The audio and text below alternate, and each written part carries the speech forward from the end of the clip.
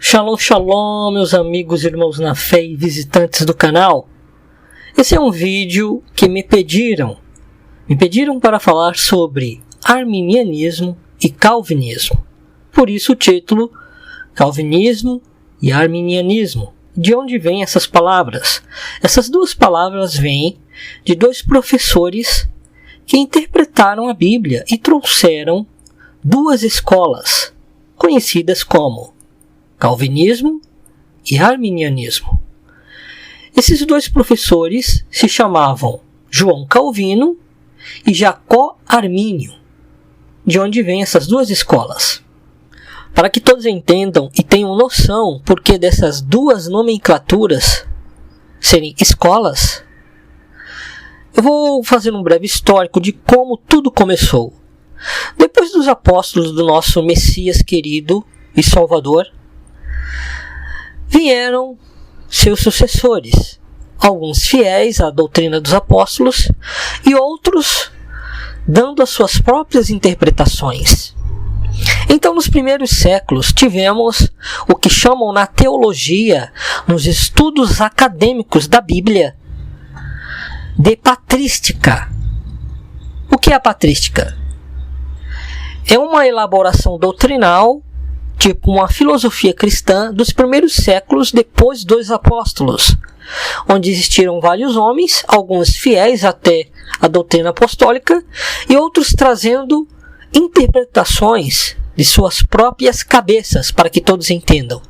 Assim criando escolas diferentes umas das outras, escolas de interpretação das escrituras, da Bíblia. Por isso temos nomes diferentes.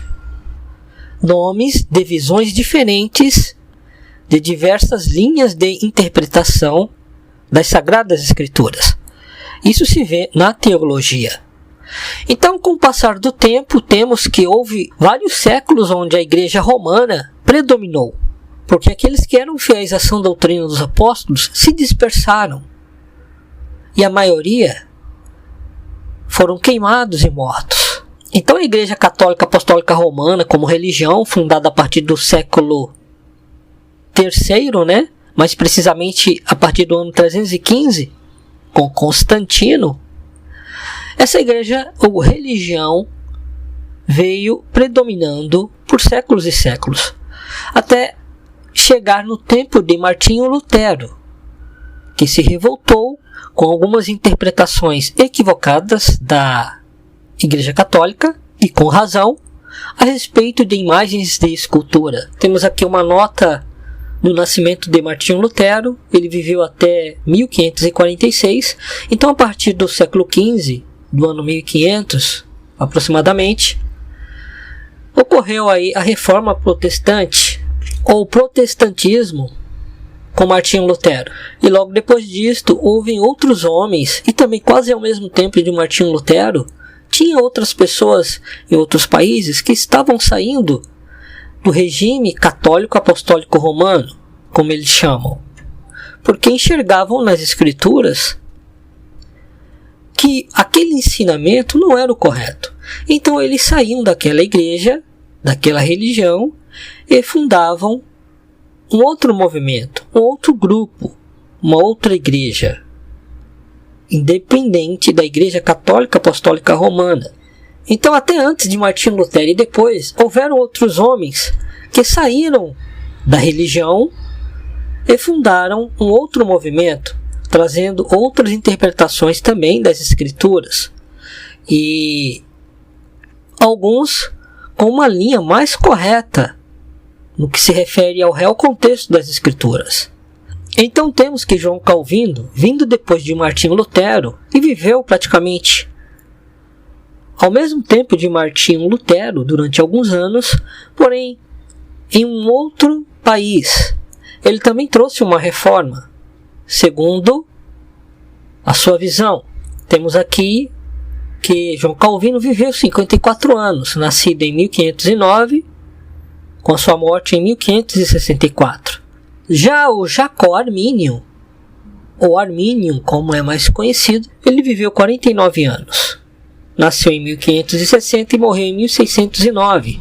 Então temos que ele veio depois de Calvino. E trouxe uma outra linha de interpretação das Escrituras.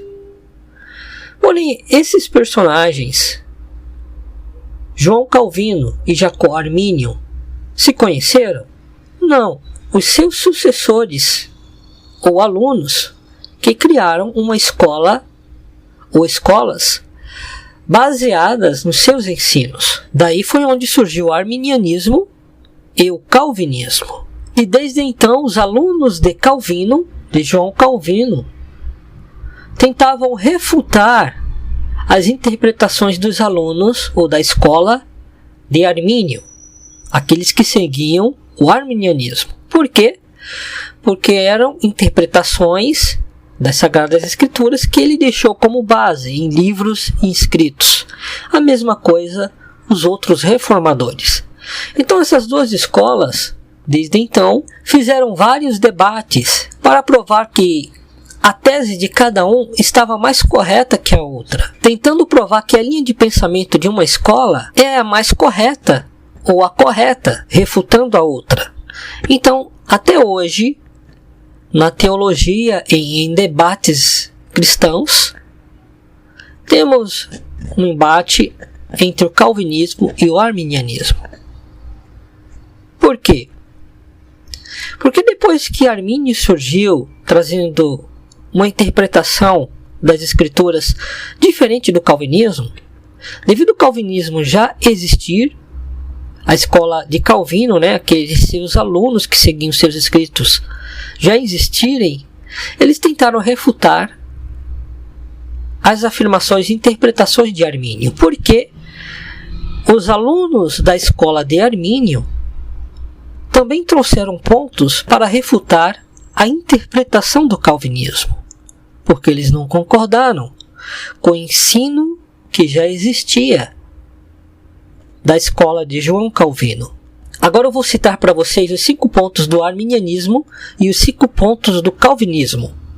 Esses 5 pontos de cada um existem porque realmente soa como refutação de uma escola para outra e também como interpretação pela fé deles, interpretação correta das Escrituras. Não quer dizer que realmente seja correta, mas cada um traz esses 5 pontos como interpretação que acreditam que seja correta interpretação das Escrituras. Entenderam? Então vou ler aqui rapidamente para vocês terem aí uma noção da interpretação do calvinismo e do arminianismo e a diferença entre eles.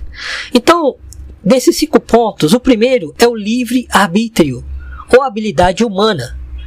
É o primeiro ponto que eu vou citar aqui do arminianismo. Então vamos ver o que eles pontuam sobre este tema, livre-arbítrio, que pode ser como habilidade humana para eles. Embora a natureza humana tenha sido gravemente afetada pela queda, o homem não foi deixado em um estado de total incapacidade espiritual.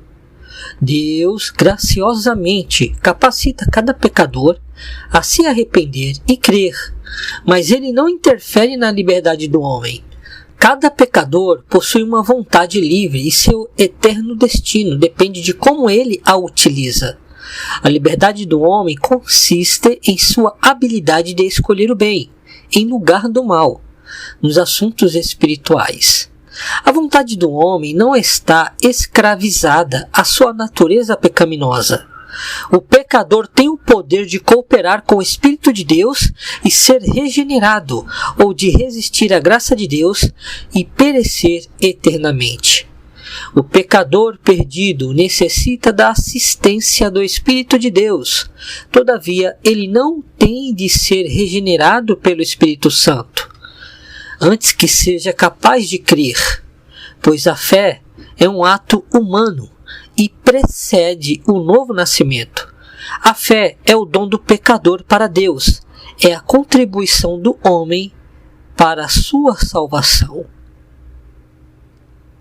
Então esse aqui é o primeiro ponto do arminianismo. referente ao livre-arbítrio. Agora vamos ver o ponto de depravação total ou incapacidade total do calvinismo, porque eles não acreditam no livre-arbítrio, ou que existe o livre-arbítrio. Então vamos ver esse primeiro ponto deles, que tenta refutar esse primeiro ponto do arminianismo. Por causa da queda, o homem é por si mesmo incapaz de crer de maneira salvífica no Evangelho. O pecador está morto, cego e surdo para as coisas de Deus. Seu coração é enganoso e desesperadamente corrupto. Sua vontade não é livre, está em escravidão à sua natureza pecaminosa. Por isso ele não escolhe, e realmente não pode escolher, o bem ao invés do mal. Consequentemente, é necessário muito mais do que apenas a assistência do Espírito Santo para trazer um pecador a Cristo. É necessário acontecer a regeneração por meio da qual o Espírito Santo vivifica o pecador e lhe dá uma nova natureza. A fé não é algo que o homem contribui para a sua salvação. Pelo contrário, é uma parte do divino dom da salvação. A fé é um dom de Deus outorgado ao pecador. Não é um dom do pecador para Deus. Então temos aqui, realmente, uma contrariedade entre os dois. Entre os dois pontos. Ponto do arminianismo e do calvinismo. Eu estou lendo como está aqui na base desses escritos deles. Então os irmãos têm sabedoria de entender que é porque está escrito assim na base deles. As palavras gregas, oriundas do grego, como Deus, Cristo, aqueles que já têm o entendimento que quando se fala Deus, estamos nos referindo a Elohim, ao Altíssimo, ao Criador, né? E a Cristo, ao Mashiach, ao Messias, tenham sabedoria para compreender, porque para que todos tenham entendimento dessas escolas, o que elas ensinam, para que não caiam em qualquer interpretação das Escrituras, achando que é revelação de alguém, quando eles trazem realmente interpretações que já foram postas por diversas escolas teológicas. Então tenham sabedoria para compreender de quem estão falando aqui, e não sejam realmente incautos com aqueles que ainda não têm revelação dos títulos originais. Então vamos ao segundo ponto aqui das duas escolas. O segundo ponto é a eleição condicional do arminianismo e eleição incondicional do calvinismo. Então vamos ver o que cada um diz. Armínio ele declara que Deus escolheu certos indivíduos para a salvação antes da fundação do mundo, fundamentado em sua previsão de que eles atenderiam à chamada divina. Deus selecionou aqueles que ele sabia que creriam por si mesmos, espontaneamente no Evangelho. A eleição, portanto, foi determinada ou condicionada ao que o homem faria. A fé que Deus viu antecipadamente e sobre a qual ele fundamentou sua eleição não foi dada por Deus ao pecador, nem criada pelo poder regenerador do Espírito Santo. Foi o resultado exclusivo da vontade humana. Foi deixado inteiramente ao homem aquilo que diz respeito a quem haveria de crer, e deste modo, quem seria eleito para a salvação. Deus escolheu aqueles que ele sabia que escolheriam a Cristo por sua livre vontade. Assim, a escolha do pecador por Cristo, e não escolha de Deus pelo pecador, é a causa essencial da salvação. Já João Calvino diz que Deus escolheu certos indivíduos para a salvação antes da fundação do mundo, fundamentando tão somente em sua vontade soberana. A escolha divina de alguns pecadores em particular não se baseou em qualquer resposta de obediência por parte do pecador, vista por antecipação, tal como a fé, o arrependimento, etc. Deus outorga a fé e o arrependimento a cada pessoa que ele mesmo escolheu. Esses atos são o resultado e não a causa da eleição divina. A eleição, portanto, não foi determinada pela escolha ou condicionada a qualquer qualidade virtuosa vista de antemão no homem. Aqueles que Deus escolheu soberanamente, Ele os traz a aceitarem voluntariamente a Cristo, por intermédio do poder do Espírito Santo. Deste modo, a escolha do pecador por parte de Deus, e não a escolha de Cristo por parte do pecador, é a causa essencial da salvação. Então vimos aqui que realmente existe um embate entre essas duas escolas, o arminianismo e o calvinismo. Então vamos agora ao terceiro ponto de ambas escolas. Vamos ver agora sobre a redenção universal ou expiação geral. E na visão de João Calvino, redenção particular ou expiação limitada. E vocês já puderam ver sobre isto também na eleição incondicional e condicional das duas escolas que acabamos de ler. Por quê? Porque pela eleição incondicional, o Criador, em sua soberania, já escolheu desde a fundação do mundo aqueles que serão salvos e aqueles que não serão. Já na eleição condicional do arminianismo, o Eterno viu por sua onisciência ou presciência aqueles que o escolheriam. Por isso os predestinou. Então temos que essa eleição no arminianismo ocorre pelo fato do livre-arbítrio. Já no calvinismo, ocorre pela soberania do Eterno. Ele que determinou, na visão deles. Então temos que o livre-arbítrio não existe na escola do calvinismo. Tá? Entendam isso. Vamos agora ao terceiro ponto que vai complementar esse ponto 2 que vimos. A obra redentora de Cristo tornou possível que cada homem seja salvo, mas não assegura realmente a salvação de ninguém. Embora Cristo tenha morrido por todos os homens, e em favor de cada indivíduo, somente aqueles que creram nele serão salvos. A morte de Cristo capacitou Deus a perdoar pecadores, sob a condição de que creiam, mas realmente não remove os pecados deles. A redenção realizada por Cristo torna-se eficaz apenas se o homem decidir aceitá-la. Agora vamos ver na visão do calvinismo. A obra redentora de Cristo tinha um propósito de salvar apenas os eleitos, e realmente assegurou a salvação para eles. A morte de Cristo foi um suportar vicariamente a penalidade do pecado, em lugar de certos pecadores específicos, além de remover os pecados de seu povo. A redenção de Cristo assegura tudo o que é necessário à salvação deles, incluindo a fé que os une a Cristo. O dom da fé é aplicado de maneira infalível pelo Espírito Santo a todos aqueles em favor dos quais Cristo morreu, garantindo, deste modo, a salvação deles. Então vemos que é completamente o oposto da declaração da escola arminiana, ou do arminianismo. Porque na escola do arminianismo eles declaram que o Messias de Nazaré morreu por todos os homens. Porém, é lícito que o homem creia para que aquele sacrifício venha a ser validado na vida da pessoa. Senão, perecerá. Já no calvinismo, Cristo não morreu por todos. Ou Messias de Nazaré não morreu por todos. Morreu somente por aqueles que ele já tinha determinado soberanamente desde a fundação do mundo.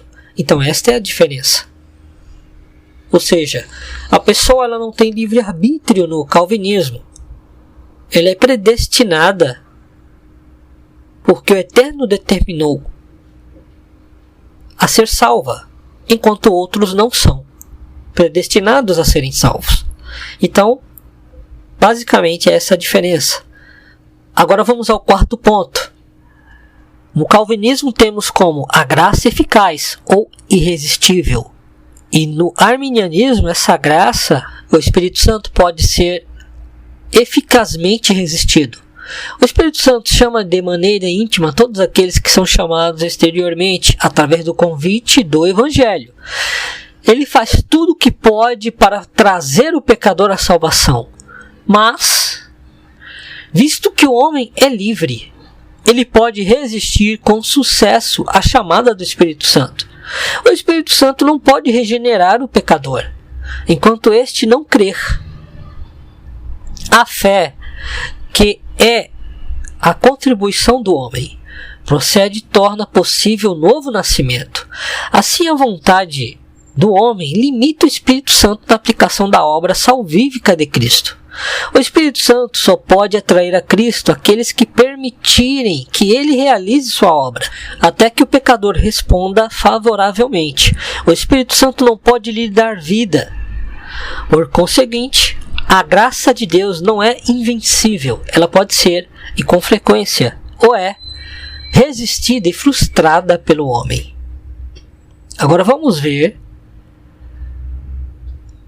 pelo calvinismo. Em complemento da chamada externa em geral para a salvação, chamada dirigida a todos que ouvem o Evangelho, o Espírito Santo estende aos eleitos uma chamada interior e especial, que inevitavelmente os traz à salvação. A chamada interior, dirigida tão somente aos eleitos, não pode ser resistida. Sempre resulta em conversão. Por intermédio dessa chamada especial, o Espírito Santo atrai de maneira irresistível o pecador a Cristo. Ele não é limitado pela vontade humana em sua obra de aplicar a salvação. Tampouco depende da cooperação do homem para ser bem-sucedido. O Espírito Santo leva graciosamente o pecador eleito a cooperar, a crer, a arrepender-se, a vir espontânea e livremente a Cristo. A graça de Deus, portanto, é invencível. Ela nunca falha em resultar na salvação daqueles a quem ela é estendida. Então vejam que, basicamente, a graça ela é irresistível pelo calvinismo, porque ninguém perde a salvação. Uma vez salvo, salvo para sempre. Vocês já devem ter ouvido isto. Já pela escola de Armínio, os arminianos acreditam que a salvação ela pode ser perdida, ou a graça, o Espírito Santo, pode ser resistido. Agora vamos ao quinto ponto pelo arminianismo e calvinismo. O cair da graça, como descrevem os arminianos, quer dizer que aqueles que creem e são verdadeiramente salvos podem perder a sua salvação. Isso que é o cair da graça, por deixarem de perseverar a sua fé, etc. Como eu tinha comentado no ponto anterior. Todos os arminianos não concordam nesse ponto. Alguns afirmam que os crentes estão eternamente seguros em Cristo e que, tendo sido regenerados, eles não podem ser mais perdidos. Então, dentro do arminianismo existe uma divisão. Alguns creem e outros não. Já no calvinismo, a perseverança dos santos quer dizer que todos os que são eleitos por Deus, redimidos por Cristo e recebem a fé por intermédio do Espírito Santo, são eternamente salvos. Eles são guardados na fé pelo poder do Deus Todo-Poderoso e, deste modo, preservados até o final. Então vejam que, para os calvinistas, a salvação não se perde. Já para os arminianos, se perde quando as pessoas caem da graça e não perseveram até o fim. De acordo com o arminianismo, a salvação é um resultado da combinação dos esforços de Deus, que toma a iniciativa, e do homem, que tem de responder à iniciativa divina. Mas a resposta do homem é o fato determinante. Deus providenciou a salvação para todos. Essa provisão, porém, se torna efetiva somente para aqueles que, por sua própria vontade, escolherem cooperar com Deus e aceitarem sua oferta de graça. Nesse ponto crucial, a vontade do homem desempenha um papel decisivo. Assim, o homem, e não Deus, resolve quem serão os recipientes da salvação. Já de acordo com o calvinismo, a salvação é realizada pelo poder do Deus triuno. O Pai escolheu um povo, o Filho morreu por esse povo e o Espírito Santo torna a morte de Cristo eficaz, ao trazer os eleitos à fé e ao arrependimento, levando-os a obedecerem voluntariamente ao Evangelho. Todo o processo, eleição, redenção e regeneração, é uma obra de Deus, realizada tão somente pela graça. Assim Deus, e não o homem, determina quem serão os recipientes do dom da salvação. Então aqui, meus irmãos, temos a relação dos 5 pontos do arminianismo e do calvinismo. Eu quero dizer que eu não sigo Armínio nem Calvino em nenhuma dessas escolas, tá? Eu só fiz aqui breves comentários sobre a visão de cada um deles e de cada uma das escolas, tá bom? Essa conclusão final é realmente desse estudo desses 5 pontos do calvinismo e do arminianismo. Não é minha conclusão, tá? Que isso fique bem claro. Não estou julgando aqui nem Armínio, nem Calvino, nem ambas escolas. Esses 5 pontos que eu citei para vocês foi extraído dessa obra, Romanos, um esboço interpretativo. É um texto extraído de uma obra em inglês, como estão vendo aí na nota, tá? Agora, eu tenho a minha convicção de fé das Sagradas Escrituras. E como já falei, não sou de nenhuma dessas escolas. Embora eu enxergue, pela minha convicção de fé, pelo contexto real das Escrituras, que creio que o Espírito Santo dá a cada um que o busca. Que uma das escolas, um desses homens, esteve mais correto nas suas interpretações, mais correto que o outro. Embora não soube expressar de uma forma mais contundente algumas palavras e afirmações. Ele perde e talvez peca porque não soube expressar algumas expressões que ele usou ou palavras corretamente. Por isso que alguns ficam às vezes realmente sem aceitar algumas palavras. Mas não quer dizer que ele esteja menos incorreto que o outro. Eu não vou falar agora quem é essa pessoa, se é João Calvino ou Jacó Armínio, mas eu vou deixar para o próximo estudo, onde eu vou trazer realmente o que o Espírito Santo me concede entender desses pontos que eles apresentam, tá? No contexto real das Escrituras, independente de teologia ou das escolas. Então eu vou deixar para responder no próximo vídeo, onde eu vou dar o meu parecer. Lembrando que eu fiz comentários nesse vídeo, fiz uma introdução rápida e depois eu li o artigo, tá? Mas esses pontos, quero deixar bem claro, não são as minhas interpretações e também não quer dizer que são totalmente as interpretações das Sagradas Escrituras nos seus contextos reais, da unção do Espírito Santo, da inspiração do Espírito Santo. São visões de homens e de escolas teológicas, do que eles entendem e interpretam. Embora, como já falei, tem um que vejo que é mais correto que o outro. Então, no próximo estudo, eu vou falar disto e trazer como creio que está escrito. Não é interpretação minha. Como vocês já sabem, nos estudos, eu procuro trazer o contexto real das Escrituras. E que o Espírito Santo nos ajude. Quero lembrar também que vocês não precisam se autotitular calvinista ou arminiano, ou deixar que os rotulem assim, porque primeiramente devem seguir o que está escrito e o que o Espírito Santo realmente quis trazer no contexto real das Escrituras, através da sã doutrina dos apóstolos e dos profetas. Então, Se curtiu, deixe o seu like. Se não se inscreveu, se inscreva no canal. Marque o sininho. Comentem, deixem seus comentários e compartilhem. Chamem pessoas para se inscreverem nesse canal. Que o Eterno abençoe a todos e até o próximo estudo.